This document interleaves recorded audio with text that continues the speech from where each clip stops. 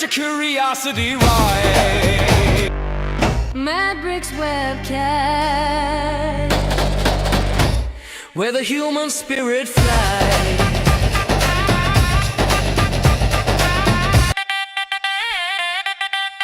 Madbrick's webcast. Where the human spirit flies. Hey, welcome to the Madbrick's webcast. This is Raman Annamaraju. I'm the host. Yes, I'm the host. Thank you for joining. And last 2 days is a challenging. I started cooking something. I don't cook much. I cut my finger. So goodbye to cooking. But anyway, let me bring my co-host, Susan Davis. Dr. Susan Davis is a doctor of nursing practice from Ocala. She's joining from Fort Myers, Florida. Is going to join up. We have a very interesting guest, my old buddy. I met him in Washington, D.C. Let me bring up first Dr. Susan Davis, beautiful, bold, brainy. Welcome. Good evening. So inquiring minds want to know, what were you cooking, Ramana? What were you trying to cook? Andhra chicken curry. Dr. Reddy knows probably. He like Andhra chicken. Andhra chicken curry. About Dr. We are from Dr. Prasanth Reddy is the coming guest. He is actually came from my area of the town. So I might still have a chance. I have a chance. I don't like giving up so easily on my curry. Thank you very much. I know. So how is what are you doing nowadays after long travel? You did something, and what's going on with you? Oh my gosh, what's not going on with me? I mean, once you become the American Heart Association's Woman of Impact nominee, I mean, things change, Ramana. That is a big thing. It's very exciting. Our campaign launches next week, and even cooler is that the American Heart here in Florida is working with me because I have a really specific ask. It's kind of funny. I've never fundraised before. And so I feel funny kind of sort of asking for money, but not when it's for my cause. So they're allowing me to do like prescriptive asking, meaning if people donate, they're going to be able to decide what they want to put their money toward. So really cool is there's a giant need, not only in our state in Florida, but across our country, because last year, 2025, there was legislation passed, and I'm going to make this number up because I don't remember exactly, but somewhere around 30 of our states passed a CERP, a cardiac emergency response plan. So it's mandatory for our schools, where our children are on the daily, to have not only the equipment they need, but everyone around them have the training and a plan.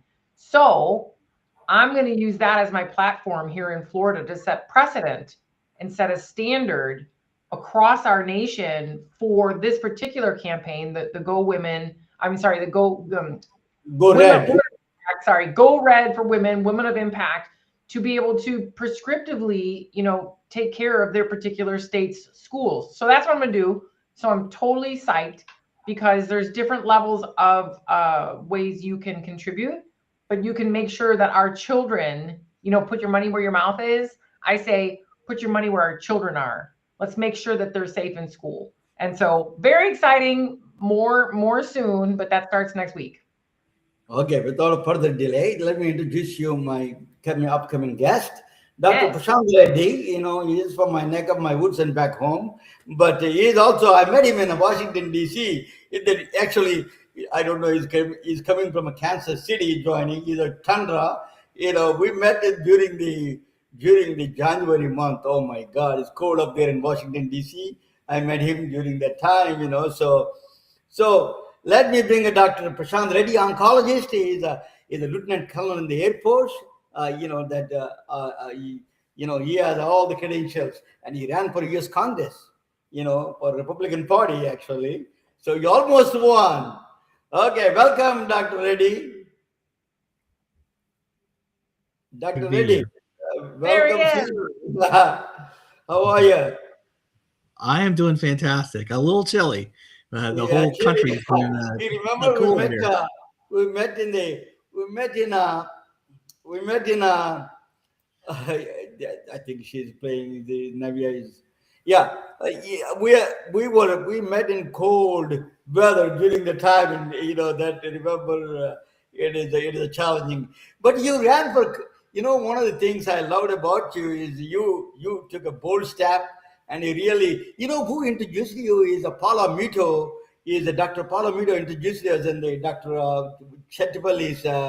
That's the first time I saw you there. I was so impressed. After that, you've been coming like a. Susan, he is a frequent guest on my show now. He's like a third time or so. Dr. Oh, good to Reddy, know. Good to know. Dr. Reddy, Yeah, yeah. no, I got to say, Ramana, I think what really attracted me to your podcast, and now with Susan on as well, is the core principle is how do we advance humanity, and how do we do it together, and that's a fight worth having, right? So that's something that we can all get excited about. Very Absolutely. exciting. We love that part. Dr. Reddy, one of the things is that let us talk about a little bit about you ran for Congress, and you're almost won, but the policies. Let us talk about the healthcare policies that you are good at it. You articulated very good in the debate. So I wanted to ask you that particularly let us talk about you're a hematologist, oncologist. So let us talk about the cancer policies in the federal FDA. We have a common friend. I mean, he's acquaintance to me, at least Dr. FDA Chairman Dr. Maki Makary. He wrote an excellent book, Blind Spots. But what is the general policy? He's a great guy, by the way. But what is the general policy of cancer from the federal point of view? How do they prevention or treatment or the whole policy? What do you think of that policy? The structural policies. Well, for sure, Ramana, maybe I start with this is like every time we look at a problem, we have to understand the scope of the problem. And so for me, I knew when I was very little that I wanted to become a doctor, and honestly, a cancer doctor. And part of the reason is that cancer, and Susan just mentioned earlier the importance of heart disease. Cancer is right there, right? So when we look at the United States and even globally, actually, cancer is the second leading cause of death in the United States, approximately 600,000 deaths annually. And just so folks remember, it's literally 1 in 2 people will be afflicted with cancer over their lifetime. So that means when we go into a room, a conference room, to our workplace, sadly, even home, and we look around the room, 1 in 2 people in that room will be afflicted with cancer. And so that's the first thing. Separate from that, I would say is during the course of my own lifetime, because I've been involved in research, as you know, I have an MPH, and, I've been involved in cancer research. I still take care of patients 1 week a month in underserved areas. I drive 4 hours each way to go see a cancer patients in a small rural clinic. And the truth is early detection shifts survival literally across all cancers from about 20% when you get cancers at later stage disease to over 90%. So, in fact, I'm the chief medical officer of a cancer screening company now based out of Boston called Mercy Bioanalytics. And so we're focused in trying to do early detection and also improving cancer screening across a number of cancer subtypes. But the truth is innovation is amazing. And over the course of my lifetime, we've done amazing things for diagnosis, prognosis, therapy selection. What are the potential treatments we can offer to our patients? And the list goes on and on. But the truth is we got to take those innovations and get them in the hands of patients. And this is where the government can be particularly helpful, right? So the private sector can't solve this on their own. And by the way, the government can't solve this on their own. And it really takes that private-public partnership, which I think, Marty and certainly other leaders, that I know in the government, I think they're committed to ensuring that we continue that private-public partnership and figuring out how we can help patients. So there's an absolute role for the FDA and the government. We need to support cancer research, and we need to be able to get implementation fixed. So all these great innovations get to the hands of patients. That's everything. It's the implementation. I'm sorry, Romana, but this is a really big point for me in my work as well, Dr. Reddy. Go ahead. Implementation is everything. We can all talk the talk, but if you can't walk the walk, it's not going to get where we need it to get. So in my work, the same as yours. We can get everything in the world passed, but if it's an unfunded mandate, then what the heck? It dies right there, which I'm going to call baloney on, like complete baloney. So I'm in the same shoes as you are for the, cardiovascular disease, oncology stuff, cancer. We need to be able to get all of the delicious research and this magnificent innovation to the streets, to the people. So thank you for that. I think that the public, people need to understand that partnership. It's huge. We got to bring in money. We got the rules, the laws, the rules and the regs and all the line items and the bureaucracy, and then we need to fund it to get it to where it needs to get. So, sorry. Let me ask you, because Susan, one second important thing I wanted to ask you Yes. about the prevention part of it. I'm a physicist first. We have a Scientific American had an article about it. It says that the prevention actually is a myth. It says that most of the time it's the late stages of biology already taken place by the time you see the patients. That's what one of the claims is. Is it prevention? Is it really a myth, or is it really you can prevent the cancers in general? Well, so part of my job as a cancer physician, and honestly, even in industry as a chief medical officer, is to translate incredibly complicated concepts. Here, in this case, not physics. Physics is more complicated than medicine in many ways, but medical concepts so people can understand. Right. Part of this is I joke. I've been in the Air Force for over 20 years. As you said, I'm a light colonel. I always tell my patients, look, we're in an airplane together, but you control the joystick. You're the pilot. I'm your navigator, right? Ultimately, you with the joystick can decide where we're going. But my job is to give us options, and then there's always multiple paths, right? I can look at my path. Do I get on a clinical trial? Is it I go on standard of care? Is it I've also completed in a month an integrative medicine fellowship? I know the molecular biology of cancer extremely well, but using food as a medicine, using exercise as a medicine, even spirituality as a medicine. These are elements of the whole person.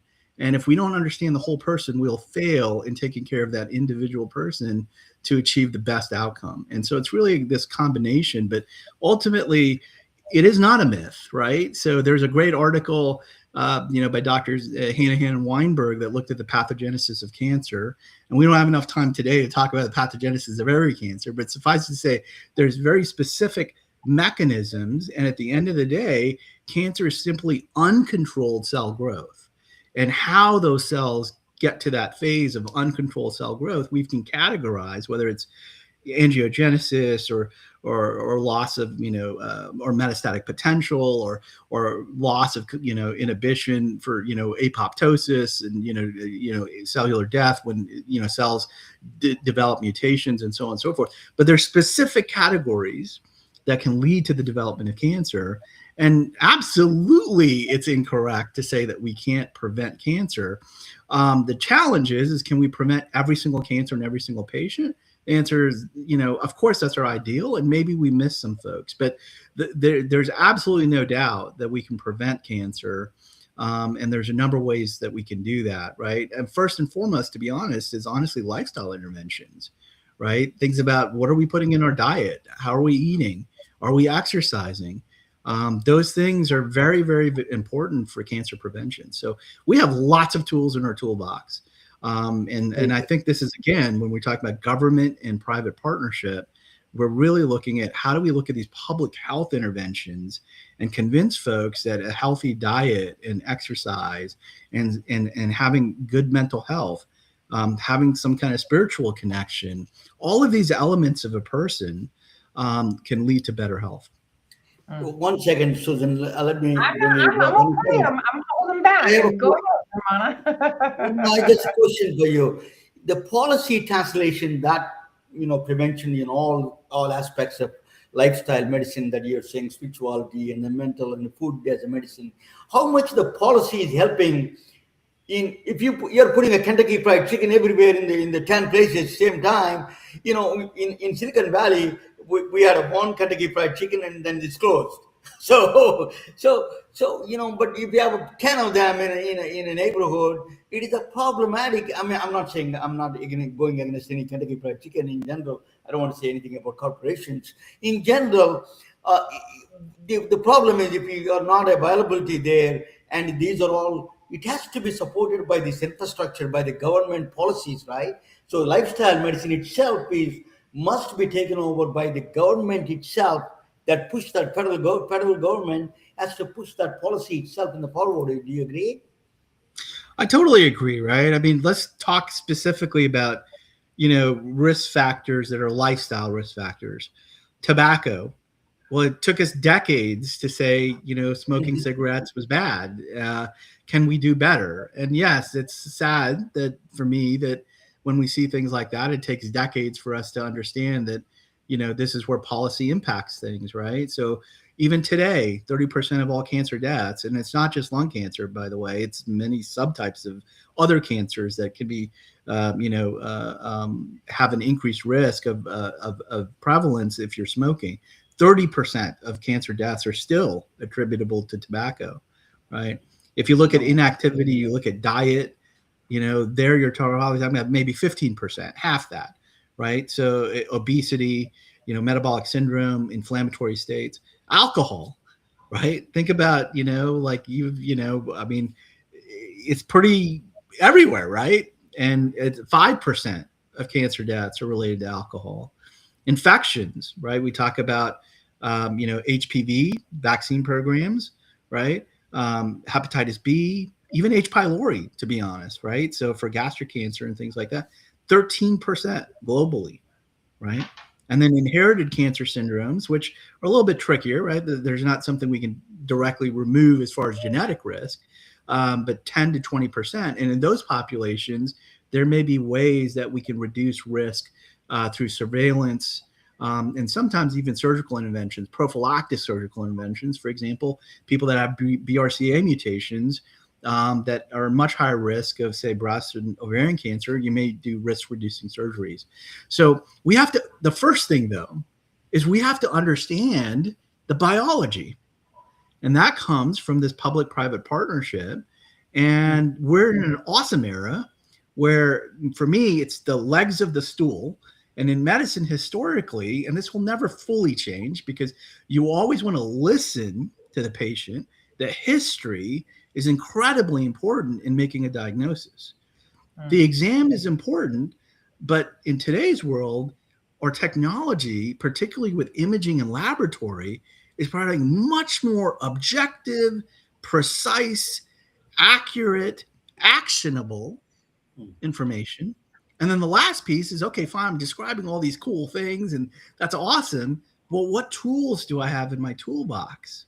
And just in cancer medicine alone, in my lifetime, we've gone from standard conventional chemotherapy, which I sometimes equate to, like conventional bombs, a lot of collateral damage, not very, precise, to now we have targeted therapies, which are like smart bombs, where we go and say, the bad guy is there. And now I can deploy, a smart bomb, like say targeted therapy, and goes just there, right? Only to the cells that have that particular mutation are affected. By the way, it doesn't end there. We have immunotherapies, right? And some of these immunotherapies are incredibly effective in unlocking the immune system to do what it's supposed to do, which, by the way, is another one of those pathogenesis mechanisms of how cancer can develop is, a dysfunctional immune system or immune surveillance, and then it doesn't even end there. So again, I'm a military guy, so I'm just going to use these analogies. Analogies and stories work, right? So we even have things like, let's say SEAL Team 6, who are trained in Coronado Island, and they're specialists. Well, guess what? In today's world, we can literally take white blood cells out of a person, train them, and then put those same white blood cells back into the same person, and now they're like SEAL Team 6. And Get out of here. Get out of here. That's awesome. What is that called? Yeah, it's Look like at CAR that T go. therapy. It's like CAR T therapy, right? And it's not just CAR T Oh, therapy, I didn't but know that. I mean, yeah. I've heard So of CAR T therapy, but I didn't know that's what it meant. yeah, and we have more than that, right? I mean, so we have vaccination programs. Vaccines can be important. Like, we talked about HPV and the importance for certain kinds of head and neck cancers and other cancers as well, cervical cancer and so on and so forth. So there's a lot of tools in our toolbox, and maybe the last lens. And this is so exciting to me because when I was growing up, I'd have cancer patients, and they would still be functional, but I ran out of tools. Mm. In today's world, there is no excuse to not look under every stone because we can do that early in that cancer patient's journey and offer so many tools to say, hey, is a clinical trial the right thing for you? Or if we have great first line therapy, is that the right thing for you? Or if we have sucky, that's a scientific term, by the way, therapy, maybe we need to think outside of the box. But this is that shared decision making at the individual level, where, of course, population health defines guidelines and what we should do, but population data breaks down at the N of one. So we need that to have general guidelines, but then we need the flexibility to say what's right for Sue or what's right for Ramana. Well, not Ramana, right?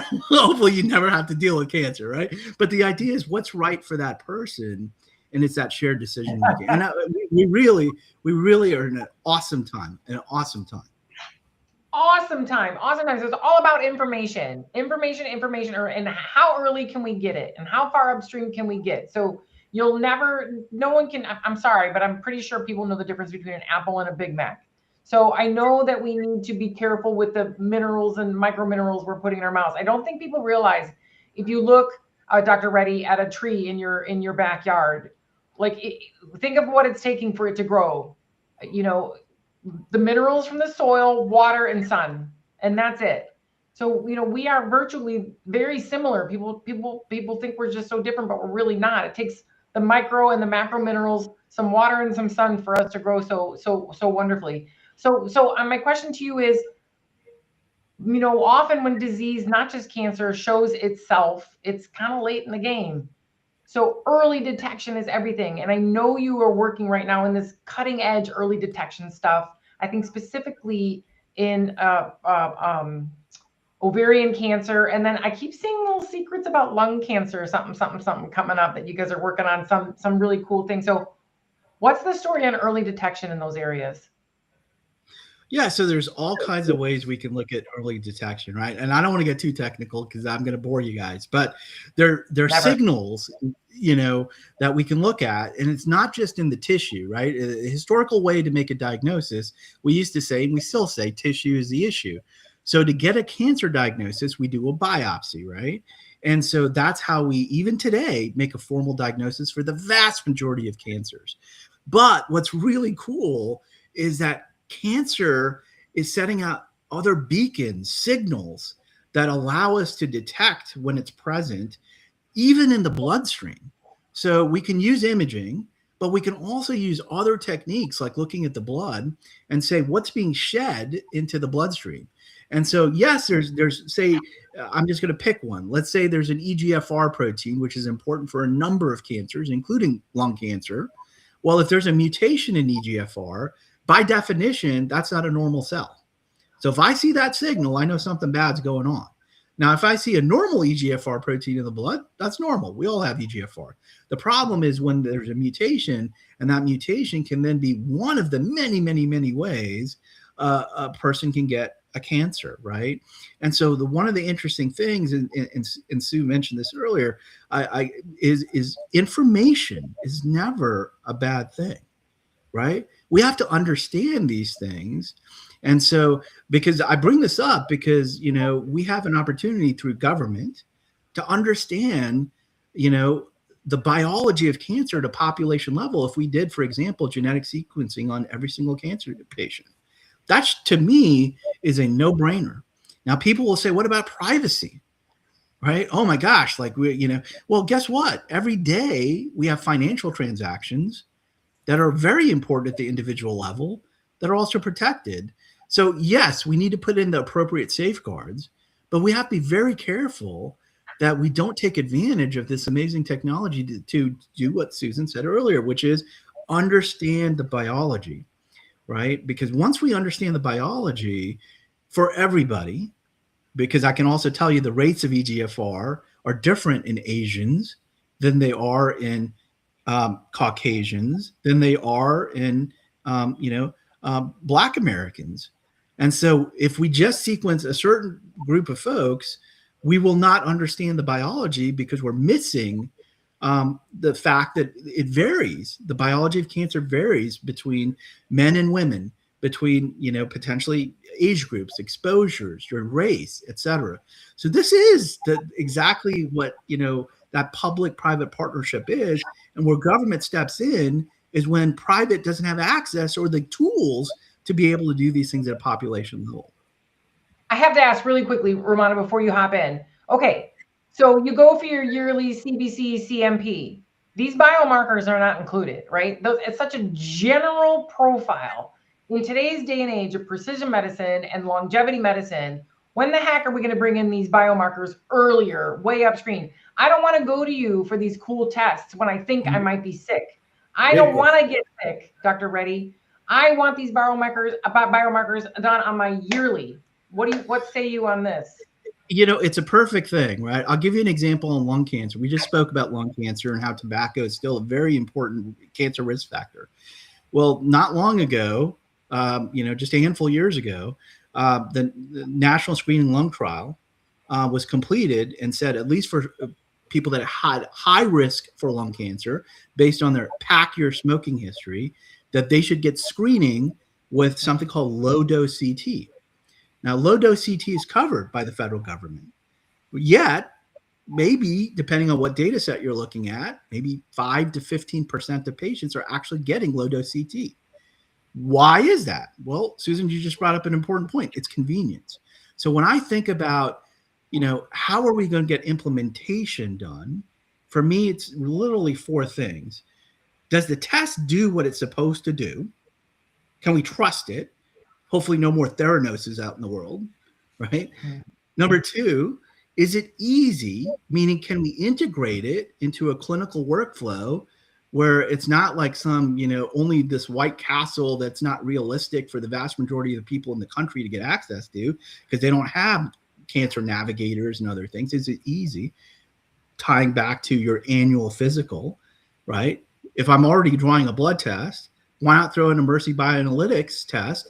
Once we get fully validated, right? We got to still do the science to prove it's a good test and do the things that we need to do. But once we get to that phase, why not just throw that in to the annual CBC and CMP and lipid profile?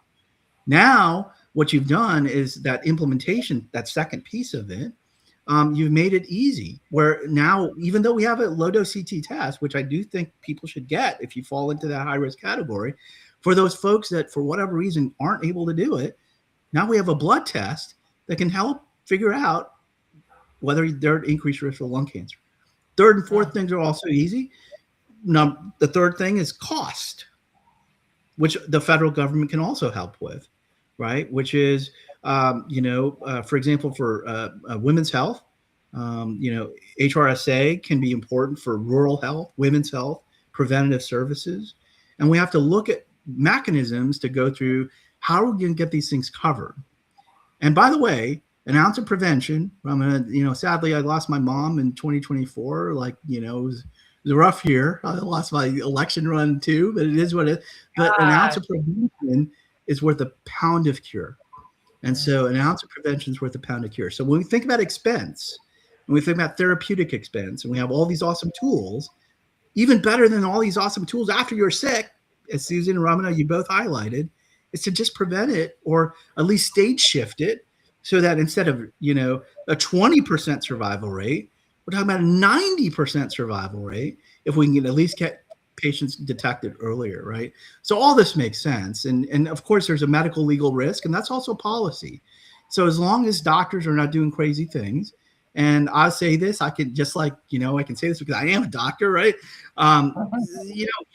We have to hold ourselves up to a higher standard. And so I never get worried about lawsuits.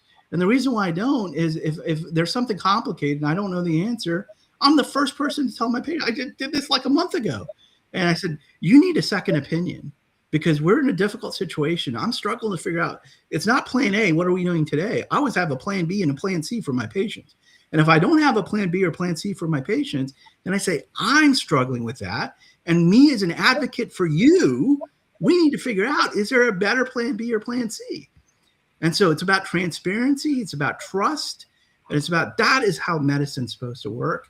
And, that's good medicine. So. That's good medicine. That's another mic drop, Dr. Ray. That's exactly right.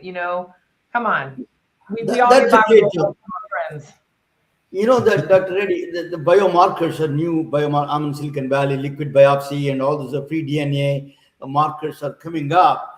But, traditional things, I used to run a diagnostic center, mammography, that for women. And it's a very difficult to get. 3 months, sometimes they wait for 6 months. So if that is still this infrastructure problem, the MRI breast scan or something like that for MRI, breast screening test. So there is a big investment involved, but particularly in rural areas, MRI is not everywhere there, or CT scan is not, and then radioisotopes, if you do a contrast, it's all challenges are there in the infrastructure. What do you think? It is some places bad here. Think about in the world like India, some rural areas, it's worse, right? So how do you solve this problem of infrastructure, problem of these particular screenings? So we talked about the tripod of cancer medicine, right? Which is, the first thing that I would say is that, okay, how are these diagnostics like working, right? Like imaging or laboratory, this, like how do we get objective information that we can act on? That's one piece. The second piece is, okay, I got information, but can I do anything? Well, we just went through like an awesome toolbox, right? We have all kinds of things. And it's not even the full toolbox. We didn't have time to talk about all the other tools that are in that toolbox. But therapeutically, we can do a lot of things, right? Whether that's surgery, whether that's radiation oncology, so radiation, very new, methodologies there as well, or therapeutics, like medical oncologists like me that have those tools, right? And then the last piece is data. Not just AI, but data. And we talked about gathering this data. And then we talked about how do we apply the data science and extracting out those right insights to then help population health. And part of this tech part of the stool is also part of that innovation. How do we deliver care? So telemedicine, EMR nudges, right? We're all human, and there's a lot every day. There's like so much new information as a cancer doctor, and certainly as a primary care doctor or any kind of doctor. There's so much information. It's hard for us as human beings to always know everything, every single minute. And so all of these things, we can take technology and apply it to make the delivery of healthcare better, whether we do it through telemedicine, whether we do it through effective clinical trial design, whether we do it through, say EMR, being a great place to apply AI or other techniques to then say, hey, don't forget, this patient has this, this, and this. You really should be thinking about this. I don't view this as a failure of doctors. I view this as a way that, again, it's a partnership of using these tools to help doctors do the best for their patients. Yeah. We can increase do the surface area. Increase the surface area massively. Surface area is the answer. Hierarchy is not generally the answer. Surface area increasing always works. So you brought up India. And so, I'll give you an example. In India, it's literally almost every single person has a cell phone. Now, that may not sound like a big deal, but why can't we use technology, whether it's an iPad or a phone, to enable patients to, Susan, I'll use your terminology, that surface area. Another way for that is, say, engagement. So the first step for us to fix in the healthcare system is to get more people engaged in the healthcare system. But the only way we'll be able to know when they're sick is not when it's too late and they're already sick, right? How do we can prevent things from getting to that that eventual diagnosis if we're interacting and preventing the sickness from taking hold. So I think something you said just struck with me. You said if we can get them to engage with the healthcare system. I'm going to take that back just one word and say if we could just get them engaged with their health. Yes. And let's just get them to engage with their health. And then the next step would be the system that might be helping them engage with their health, rather than because if people are afraid of the system, and let's start with their health. I think that would be a really good. I dispute I agree with you. about that. I tell you why. I dispute that. That is the last time Dr. Reddy was talking about individual responsibility, he says. But I think, in my view, there's a systemic problem. Individual responsibilities, when you have a large number of people in that particular population is overweight or some other high risk cancer or anything, high risk infectious diseases, there's a systemic problem. We need to recognize that rather than individual. We are pushing individual. That's, of course, I understand that part. But this is a high time for the United States, and particularly, the healthcare system of its broken system. It is a institutional, it's a systemic problem. I think that. Do you agree with that? There is a systemic problem there, or just is individual problem? You think?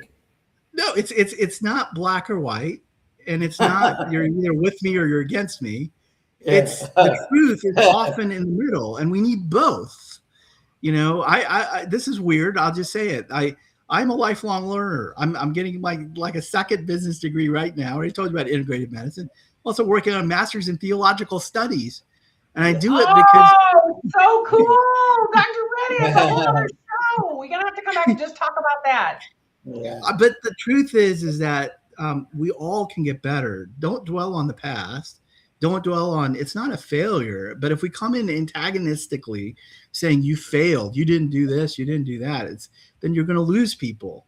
So the idea is don't make them feel bad about what they should have or could have or whatever did. We need to encourage them to take those steps to make their lives better. And it's just a subtle tone shift, right? But it's an important one. And we can do this. But it's both, Ramana. It's both. It's not just the system's going to fix everything for us. One is education. Education is one part, and the infrastructure is the other part, right? Let me ask you. Then I'll hand over to Susan. The people think that cancer is a death sentence. A lot of times, the problem is a disease itself. It's a financial aspect. It's like people think I'm going to be broke. My friend said that one of my friends got unfortunately he got stuck with the cancer, and then he said that for $30,000 a month experimental drug cost for him, and he said that I'm glad I'm in that particular plan, otherwise I would have been screwed, completely filed bankruptcy. That is system is a problematic a little bit, that equity and access is not that equal there, right? Yeah. So the most expensive part of the healthcare system is end of life care and therapeutic cost. And we just spoke earlier today about the importance of shifting, a disease. I'm just going to pick cancer because that's what I do, right? Where we said if you have late stage disease, we're lucky to get survival rates in 20%. And if we can move that earlier, right, instead of worrying about systemic therapy in late stage disease, maybe we just cut it out or radiate it. Or we cut it out and radiate it and only have a temporary period where you need systemic drugs. That's called adjuvant therapy. And so the idea here is that's not, unlimited cost forever till, unfortunately, maybe you pass away. And so when we think about the health economics, right, and I've done a lot of stuff in the payer world too, the way that we're going to shift that cost is to go to earlier stages of disease where it's still curative. Right. And one step even better, right? We talked about prevention. We can prevent cancer as well. So that's awesome. Now, if we prevent cancer, that's easy. Where's the cost? They're not sick. And if we took the next step, not, metastatic, at least with what we know as human beings, say curable. And instead we say, hey, we've moved it to a curable state. We've reduced cost. So those are things that we can do today. And it's one of the reasons why I'm in the, I've moved, in the diagnostic space into therapy selection, into looking at, hey, can we, stage shift or get cancer patients into where they can be cured, like early detection, and eventually all out, full on prevention. You don't even have cancer.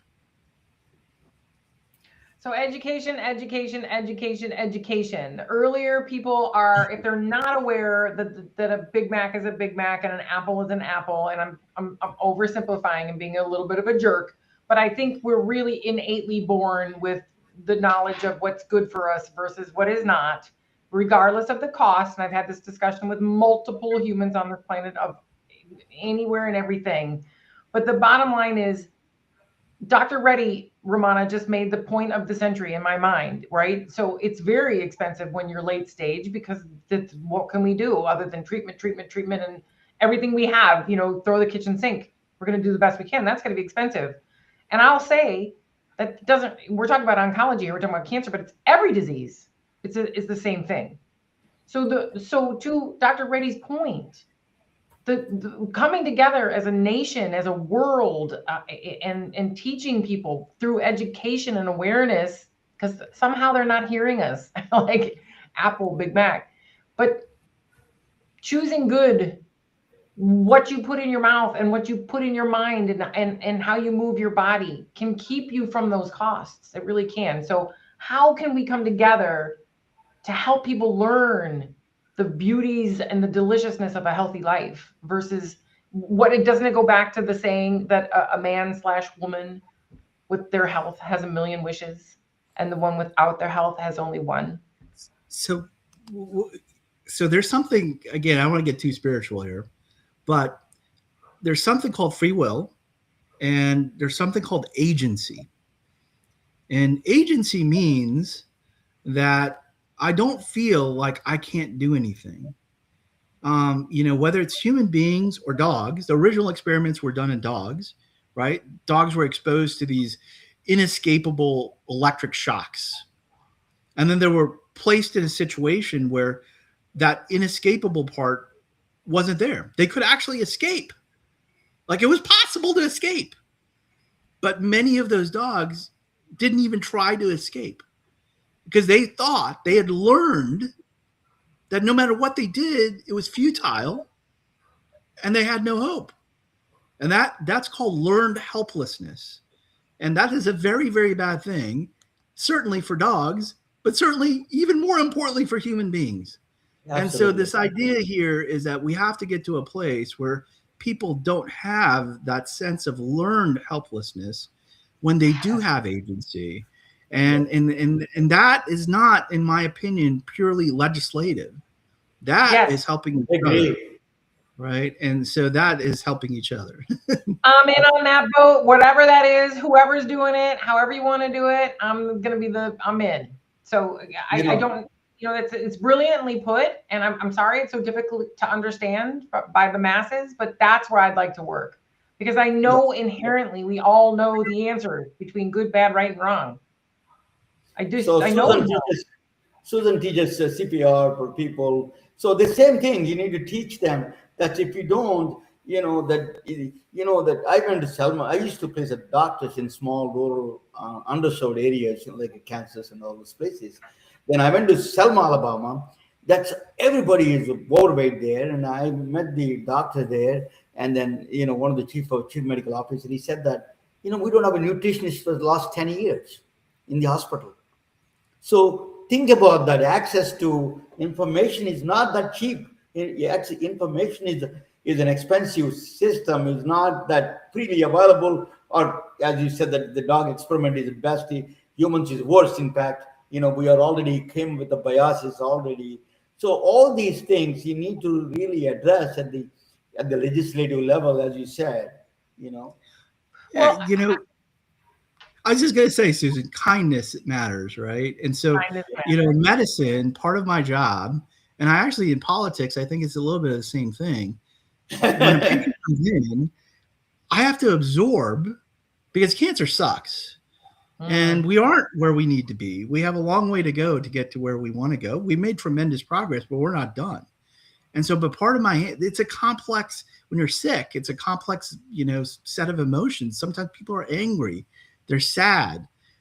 They're confused. part of my job is not just to prescribe something. Part of my job as a doctor is to absorb that. Right. And now part of the job in politics, which, it's become such a dirty thing, but, it's not Mr. Smith Goes to Washington, but it's similar. The idea is part of a job of a politician is absorb the negativity, right? And say, how do I help with coherent policy? And in its purest form, public service, is politics.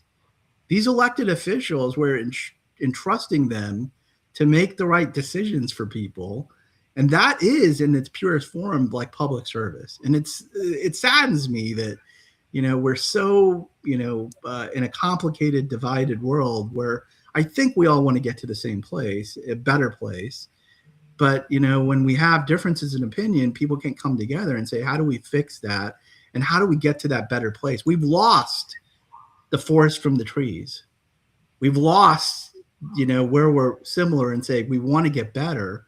And now we're so divided on how we're going to get there, but we forgot what the ultimate goal is, which is to get better, right? And so that's a little sad, but guess what? We all have an opportunity at the individual level to make a difference. Indeed. And the joy is in the journey, and just conversations like these, just genuine conversations amongst us with people listening. For me, the joy is in the journey, always working for solutions. Everyone Ramana has on this show is doing something magnificent on this planet and wishing the same thing that we're discussing right now. How can we do? To me, it's always implementation. Always implementation. We can talk the talk, but if we can't walk the walk, then what are we doing? It's got to get to the people. So I agree with you, Dr. Reddy, on that. I wanted to ask you one of the, you mentioned your mother passed away, last year during the elections. You were very emotional during the time I met you. How do you deal with the patients with the cancer? People are terminally sometimes ill. How do you do yourself mentally prepared for these kind of things, or the patients themselves? What they mental state? I'm asking you. You need to be a psychologist probably in this area. What are the tools you have in this to heal yourself and heal the mentally heal the patient? Well, I'll start with my mom, right? No son should have to call the passing of their own mom, but I had to, and so hospice. But regardless, even though I knew she was super duper sick, but even there, I shared a couple of things. I said, I love you. I said, thank you for everything. And I said, don't be afraid. And I said, I'll see you again. Right. And so that's it. And so now you can apply the same principles even to cancer medicine. Right. I'll give you two examples. And sadly, I lost both of these patients, but I'll give you one example where it was a lung cancer patient. He was a huge Alabama Crimson Tide football fan. Right. Mm-hmm. He lived Alabama football. And so, again, this has nothing to do with writing a prescription. So I wrote a letter to Nick Saban, who at the time was the coach at the University of Alabama. And I said, Coach Saban, I'm a doc, one of my patients just loves your football team. Is there any way he could come and catch a Alabama football game? Because he's never been down to Tuscaloosa. He's never seen the team live. And so Coach Saban actually wrote me back, and he said, Prasanth, there's like a huge wait list of folks that it may be difficult. And he was very sick at this point, but, he wrote a letter back, and, he sent some kind of swag, right? Like a ball cap and a couple other things. And I got to tell you, him getting those things probably meant more to him than any chemotherapy or anything else that I ever told him. And that was medicine, right? I'll give you another one. This person's still alive, actually. I drive out into the middle of central Kansas. It was like a 4-hour drive. But I go out there, and the patients are so appreciative, and I really appreciate them. And this particular patient was 100 years old. Okay, World War II vet. Okay, and he had been on an island called Bikini Atoll, where they were doing some nuclear testing. Actually, he had cancer. And so when I met him, I was like, holy cow, that is crazy. Like, this is and I basically told him, hey, I would like a picture with you, Yeah. and he almost started to cry. But these are the other parts of medicine and the other parts of the things that we can control that are beyond writing a prescription and this is what medicine is. I mean, it also kind of makes me a little bit, I'm going to get myself in trouble, but that's okay. People don't decide when they're going to get sick. And we signed up for this job. And, sometimes when I hear these lifestyle decisions and other things like that, I'm like, wait a second, like, I get it. There's a work-life balance, all these other things, but we owe it to patients to give it everything we can to make a difference. That's what we made a conscious decision, a choice that we were going to do that. And it's on us to ensure that we're doing that for our patients. Great story. That's the humanity of the medicine part that I think when we start talking about oncology specifically, it becomes all about the medicines, and it comes about the tests, and it comes about the scans, and it comes about what are you cutting and the humanity stories.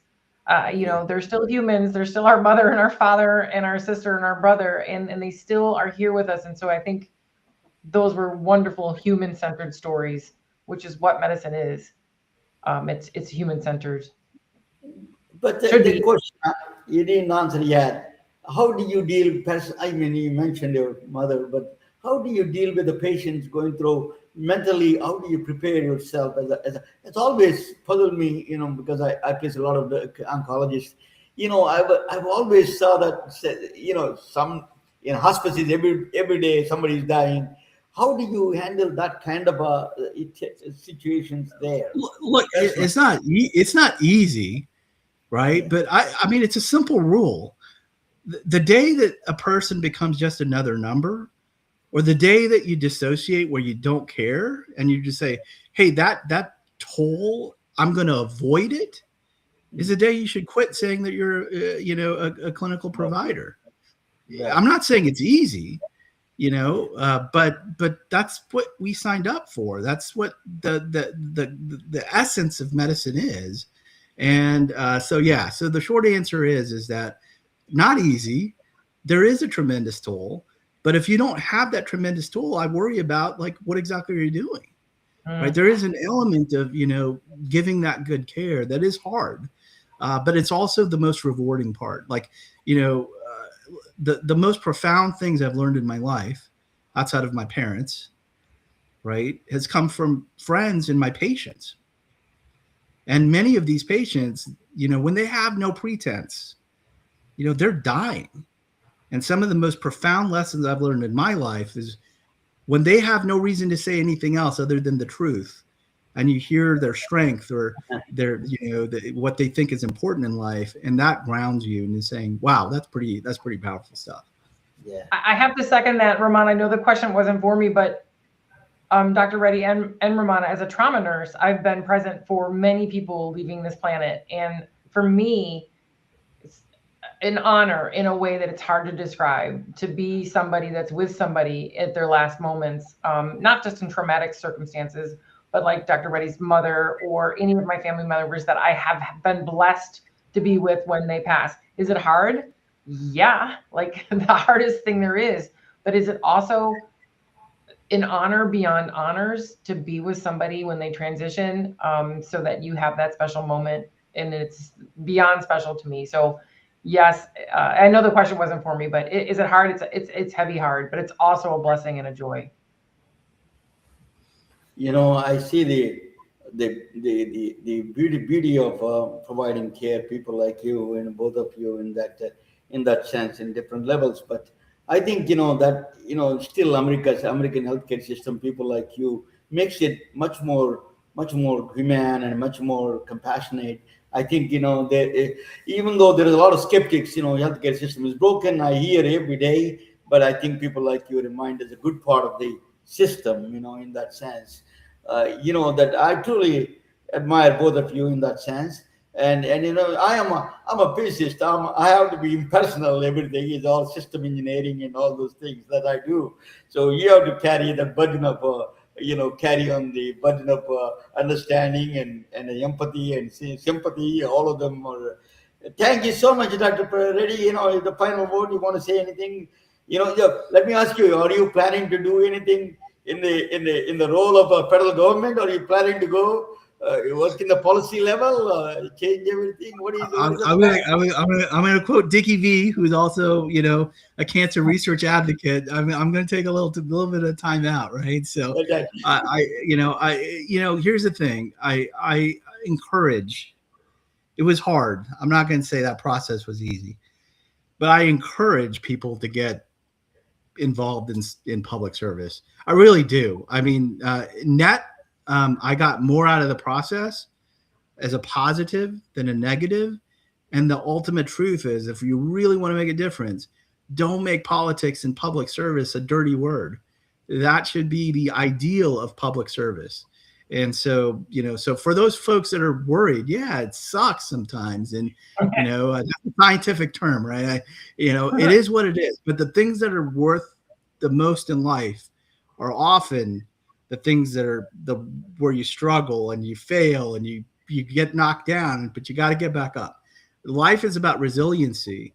There is nobody, very few people, I should never say nobody, where it's a straight line. And so the key to life is when you get knocked down, you get back up. Then you'll be successful. You'll get to where you want to go. Excellent. Excellent. The miracles always lie right on the other side of what we're avoiding. So wonderful advice. What a pleasure, Dr. Reddy. So nice to meet you. Truly educational. Likewise. Always talking with you, and you always you never disappoint anything. You're always inspirational to me, Dr. Reddy. I'm glad that so one day we have to, that Susan now fell in Andhra chicken curry. So we have to tell her how to make dishes of that, So thank you all. Good night. And stay on the line, and then we'll talk a little bit minute. So good night, all of you. We are retelling their stories through our patented designs that can be worn on scrubs, t-shirts, printed on conference bags, and endless other promotional materials. Daily Wear for Medicine is the first ever of its kind to create curiosity in medicine through visual art. We at MedBricks are celebrating unsung heroes of the past who made enormous contributions to the field of medicine through our unique campaign called Daily Wear for Medicine. You can wear it, carry it, and give it.